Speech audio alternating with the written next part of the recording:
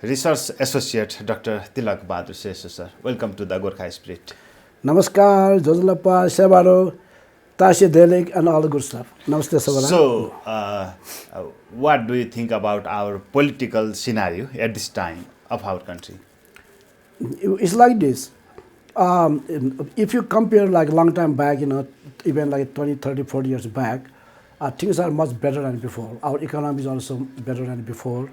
And even the politics also, the people are much more conscious and they are more open up. And also, if you compare with the, say, when there was the revolution against Ranas, there was hardly one radio station and hardly one newspaper called Gorkha Patra, which only within Kashmir Valley. Right now, then everybody got iPhone, you get news so instantly. So it has been so much a different, good one. So our problem is not that we have not improved, but we did not improve as we should have. If you compare the comparative nation 30, 40 years back, say Thailand, South Korea, and other countries, they have gone so fast, and we are not going fast. We are very sluggishly, going very slowly. So that's the real problem. And the nature has given us a lot. For example, in the south border, we have like a rhinoceros and tigers and kind of environment, hot and humid. If you go north, you have like a 12 months, you have snow, you have yak and yeti type of environment within, say, 200 kilometers, say, roughly. So that is from the equator to the North Pole. All the environment squeezed within 200 the kilometers in Nepal. And we have so many different languages and the people and the culture. Like if you go from, we have like a Madesi people, and then you go up Newar, Tamas, the Gurungs, and the Sherpas and all that, right?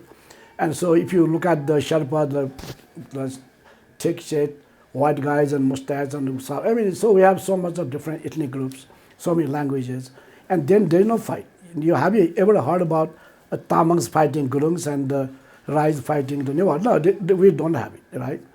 Small is a different case. So we are so much endowed by the divine and the nature. But then we are still stuck where we are right now. So, and why is that so? And one of the problems is our leadership. And so I'm sad to say that, because our leaderships are not coming par with the demand of the time. And that's why, that's one of the major reasons why we have not progressed in the front. And also we have slightly been under the geopolitical stress and all this. But now we have president, like in the time of King Mahendra. So he went to, in those days were one of the worst time of the Cold War, right? Yet, he went to India, China, he went to Soviet Rus, he went to America, England, France, all over places. And from them, he got little help from here and help from there. And he had the Purupashim Rajmarga, Kora Rajmarga, so many industries open up, right? You have the planning commissions and all that. He had so much work, right? Within a span of about maybe 10, 15 years. And so he established different industrial zones. And we have so many industries he made up. To improve on that, instead of what we are doing, these leaders have sold like 60, 70 the big industry. Now we have no industries. All been sold out for pennies once, right? And also the corruption is so rampant. So now what happens, if the Duba government does corruption, and when the Oli government comes, it does not prosecute them. And if the Oli government does corruption, and if the Dioba government comes, then he also does not corruption, So, what's called in Nepali, Pakistan is in Nepal, everybody is happy. And what about the Maoists? They are not really corrupt, right? So-called the cantonment case, for example, and they also kill people. They killed how many people? 17,000 people, right? And so if this can be removed, and if you can somehow come with good, the Nepali leaders who have love for our own nation and who don't mind sacrificing and suffer for nation, will be jumping ahead, in the multiple score. So there is the divine or the nature has given us enough. All we have to do is go properly. Thank you. So that's corruptions. Do you think this is the main problem of our country at this time? Yes, it is. The main problem of corruption, let's put like separate things. Number one, corruption. Number two, we are under the aggression of three religions. They are Christianity, communism, Marxism, and Islam, right? That's the three the ideologies. Third, we are under the pressure of this geopolitical pressure, right? And so, if you can manage these three, then the heaven is the limit. So the leaders could not maintain the balance between our neighbors as well. Well, I will put like this. This is my opinion, right? I mean, because I'm not privy of what they talk about, so nobody tells me what they have talked. So the information I have is what I get from the television or other public news. So within that, they are not able to stick to our national interests. That's the basic bottom line. And so they are more interested of their own party or the family interest rather than the national interest. Otherwise, very simple. What the King Mahinda has done, that is non-aligned foreign policies to the hilt and the punch seal. If you can stick to that, hey, we should be good. But if not, then the others will come and play. So that we have to avoid at all costs. Otherwise, what happens in Ukraine is a good example. We have to be aware of that. Thank So do you believe that the government is not stable at this time?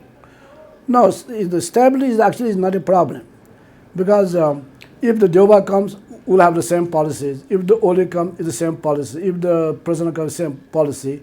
So even though the prime minister goes up and down like they are playing like a, what's called that? They round the play the chair kind of stuff, but the overall policy is the same, right?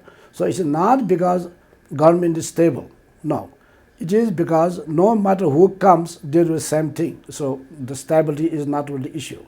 The issue is to punish the corrupt people, and to make sure that the bad people don't have a bad policies. I mean, that's the bottom line. So let's begin with that one. What about justice for the murder by the Maoists? To begin with that. Number two, what about the justice of all the corrupt? Now there are two levels of corruption. You may steal 2,000, 5,000 rupees, or you also may do so-called nitty-gut prastachar, or the policy making corruption, and they should be publicly punished. There is no such thing like it's not just a matter of law. It is also a matter of public consumption. And if you could do two things, then we're in much better position.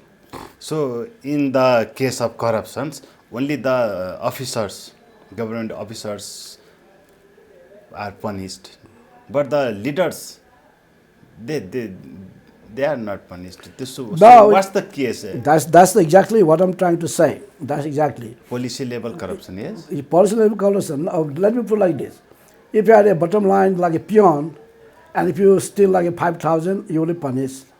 If you are an officer, and if you steal like a 5 lakhs rupees, then you are punished lightly. And if you are a so-called policy level corruption, then you are not punished. Matter of fact, they pass law that they will not even go through trial, right? Now, in this kind of situation, how can it improve? And then, in the democracy, the biggest party will rule, and the other party will check and balance, right? Now, if both parties do the corruption, then who will do the check and balance, right? So that's the really problem. So the political systems, political leaders, or the government is disturbed by the former king Gyanendra Saha. It is claimed that. Do you think so? No, I don't think so. They bothered by their own corruption. And they are really afraid that in case somehow if the king happened to come to power, and they will be punished. That's the main problem. So let me put it in different ways. The sovereignty is with the people, not with the king. So the sovereignty with the people, and it is expressed through democratic means, and it is expressed through a multi-party system, right? So here is a multi-party system, sovereign people, and done by elections, and multi-party system, no question about that, right? In this system, you cannot have absolute monarchy, because absolute monarchy means the king is the all in all. We cannot have that, it's not a part of this. But you can have constitutional monarchy. So not the absolute monarchy, but the constitutional monarchy is part of the democratic system. Similarly, in the left side, you can have all kinds of shares of the socialist, this socialist and that socialist, but you cannot have Maoist because Maoists do not believe in democracy and they start to kill people. And so Maoist insurgency or the what's called attack is to impose Marxism on the democracy, right? On the process, they killed so many so-called 17,000 people, right? So they are not the part of the democratic system. Now, if the democratic system does not work properly, then what should happen is the people who vote should understand, and then they vote out the bad people, bad characters, and vote in good people. That's the main function of the democracy, right? Now, there's a two problems with this. First one is, if the leaders spend lots of money on the people, hey, you can have as much of for one plate of rice and the chicken, and if you get a vote, right? So I spend 50 lakhs rupees, and tomorrow I'll make it 2 crores of money. So that's the bottom line corruption. So where it was a problem, the problem. And others are the international people are interested to have their sage into Nepal, and so they will help their characters, their agents, right? So there are two problems we have. So the king is the problem? No, that's I'm coming to the point. So here you go again. Let me repeat again. Democratic framework should have been properly corrected by the people voting in good people and voting out bad people, right? In that, there are two problems, as I said before. Number one is people are not voting properly because of the so-called the helping to one, and then also in the outside foreigners are helping their agents to further the agenda. Now, in part that, so one extra solution is to have one layer of the king above the politics.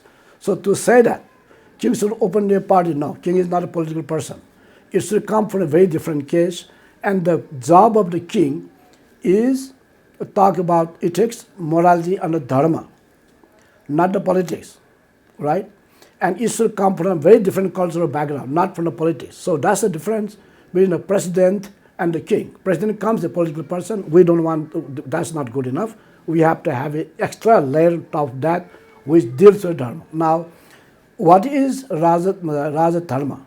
Raja Dharma means to take care of all the citizens, not only one. Suppose there is a police and the thief, right? The job of the police to grab the thief, and the court will assign the punishment, all that. That's a part of that. But the king should think about both police and also of the thief also, right? That's the king. Second one is, what's the Kshatriya Dharma? Means the king has to fight for justice and the truth. So that's the second part of it, right? So this is what it is. So okay, do you think so that the monarchy will be restored in our country? That one I cannot say for sure, but there is a good movement for the restoration of the monarchy, right? Now, so there is a movement. So now let me answer in partial. This answer is not full, the partial. I cannot say that king will comes in or not. But what I can say is that the removal of the king is bad. There is no justification. It is not people's demand. It is the foreigners imposing their ideas to destroy our culture, the Sanskriti and our nationhood, right? Because Nepal is defined by Hindu Dharma, by the king, and so on and so forth. So they are systematically attacking and removing no Hindu Dharma, no king, and no the Jatiya Sangita and all kinds of stuff. So this is to destroy our system, and we have to understand why, and we have to fight back. For example, exactly why king is removed, right? There is none. If you look at the story, how king was removed, it is done purely foreigners using their agents in Nepal. It is not Nepalese, the wish. It is not done by the people. So, if you can remove by force, then king may come back by force. So what about that? That's the case. That's the case. Thank you. Yeah. Thank you. Thank you, sir, for Namaskar. joining with us. Thank you very much.